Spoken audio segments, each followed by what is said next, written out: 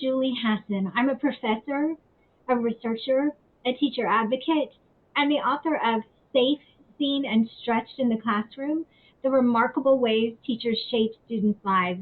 Mostly I'm passionately curious, especially about teachers and the things they say and do that stick with their students for years, maybe even decades.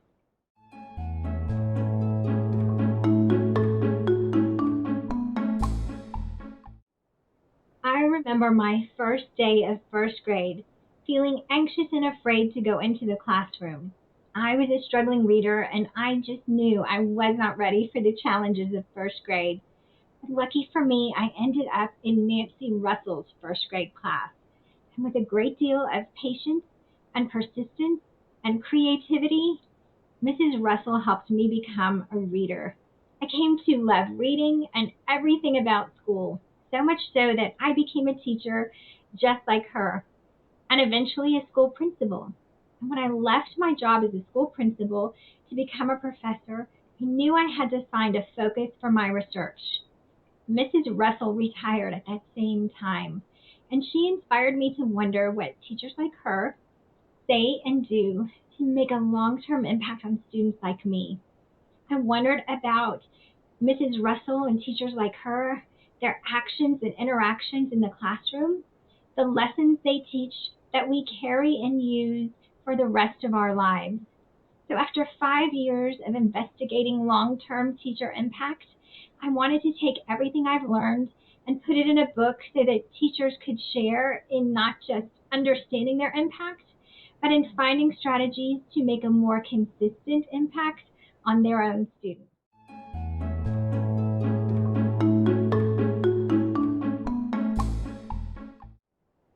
In order to understand what teachers say and do to make an impact on their students' lives, I knew I needed to talk to former students. They're not hard to find. Former students are everywhere. I just needed to go where they congregate, and I needed to find a simple way to invite them to talk with me about their most impactful teachers. So I bought a sign that said, "Let's chat about a teacher you remember." And I took that sign to farmers markets, flea markets, craft fairs, university campuses, anywhere I could go where people would stop and talk to me about their teachers. The stories they told are inspirational, but they're also informational. They contain things that we can all do to make a bigger, more consistent impact on our own students. After I had about 100 stories, I started analyzing the data, and three themes kept emerging from all of those stories. Students talked about the way they felt safe in the classroom, the way those teachers helped them feel seen, and the way the teachers made them feel stretched and helped them grow and move toward their potential. Now I have over 400 stories, but those themes of safe, seen, and stretched continue to come up in the stories that people share. I have not found a story yet that didn't fit into one or all of those themes.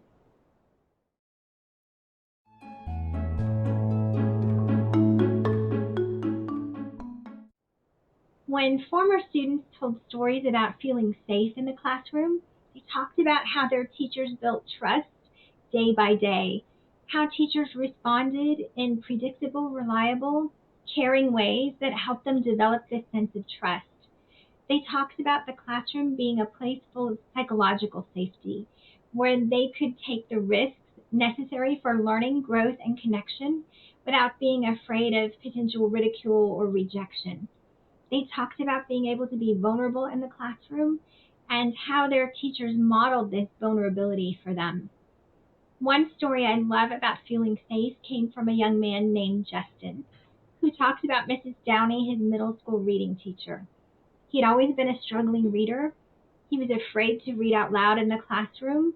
He had been made fun of in earlier grades, and he sort of armored up to protect himself, did not want to take a risk. And he said Mrs. Downey's classroom felt different.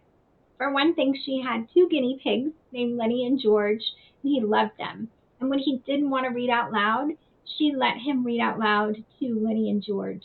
She gave him some responsibility for the guinea pigs' care, and when he was having a tough day, he could go over and just sit by them.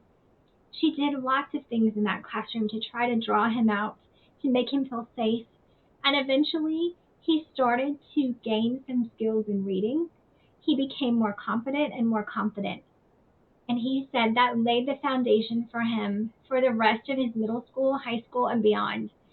Because of Mrs. Downey's patience, kindness, the way she built trust and a sense of safety, he became a reader. And that changed everything for him.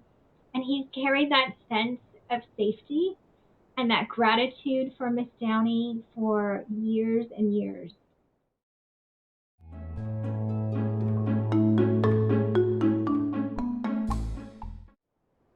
When former students shared stories about feeling seen, they talked about teachers who noticed their needs and responded to those needs. They talked about teachers who recognized their bids for connection and responded in positive, affirming ways and helped them feel more connected. They talked about teachers who created a classroom that was culturally responsive, so they saw themselves represented in the classroom. They talked about teachers who identified their strengths and built on those strengths instead of just focusing on their deficits. One of my favorite stories about feeling seen came from a woman named Cindy, who has this clear memory of a time with her kindergarten teacher, Mrs. Nash. Cindy said she was raised by a single mom who had to work a lot, and Cindy had younger siblings, so her mom just had not had time to teach her how to tie her shoes. She desperately wanted to learn so she could feel independent and be more like her kindergarten peers. So Mrs. Nash noticed and kept her after school one day, and they sat together on the rug, and Mrs. Nash patiently taught Cindy how to tie her shoes.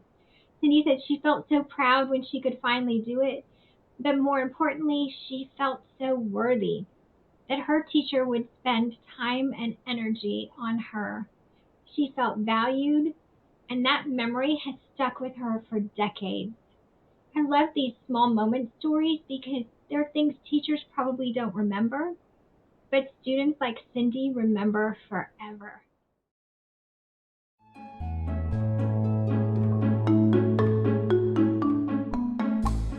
When former students talked about feeling stretched, they talked about teachers with high expectations. Those teachers challenged them and gently pushed them to grow. They talked about teachers who helped them set goals and supported them in reaching those goals. They talked about teachers who built their efficacy, their sense that with time and effort, they could achieve a difficult goal. One of my favorite stories about feeling stretched came from a man named Jay. He talks about his high school math teacher, Mr. Mann. Jay said he had to pass algebra. He had already failed it once, so his efficacy was pretty low walking into Mr. Mann's class that first day. But he remembers exactly what Mr. Mann said. He said, "You're going to have a quiz every day.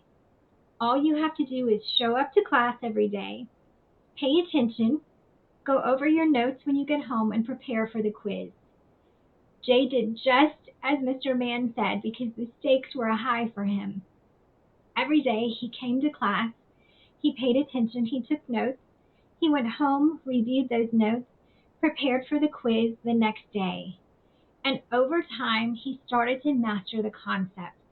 Jay said there was something about focusing on just one day at a time that didn't seem so overwhelming. And as his confidence grew in algebra, his confidence grew. By the time they were getting far along in the semester, he found himself helping other students in the class. And at the end of the semester, he didn't just pass algebra, he made an A. And he says he carries this lesson from Mr. Mann with him still every time he comes up against a difficult task or a challenge. He remembers that everything is doable if he just takes it one day at a time.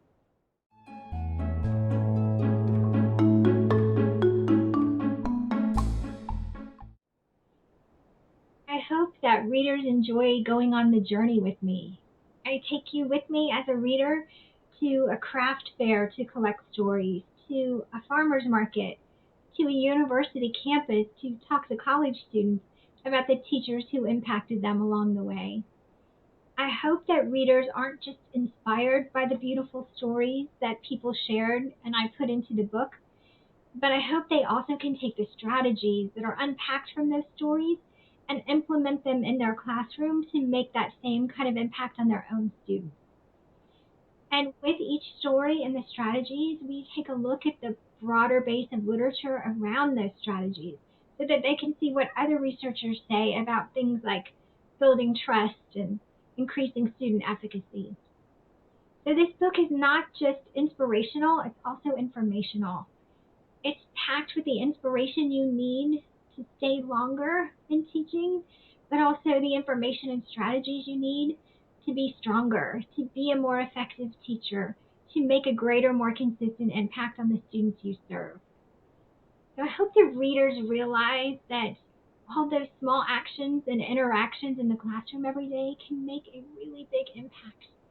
I hope readers realize how very much teachers matter and that teacher impact transcends place and time. Yes, we're making an impact on students now, but that impact will last long into the future. And I hope readers see that our teachers' impact is forever woven into the fabric of our lives. It influences the way we parent, the way we work, the way we think of ourselves as people and as learners. And more than anything, I hope this book helps generate a sense of gratitude for all teachers, but especially for the teachers who made such a difference for each of us.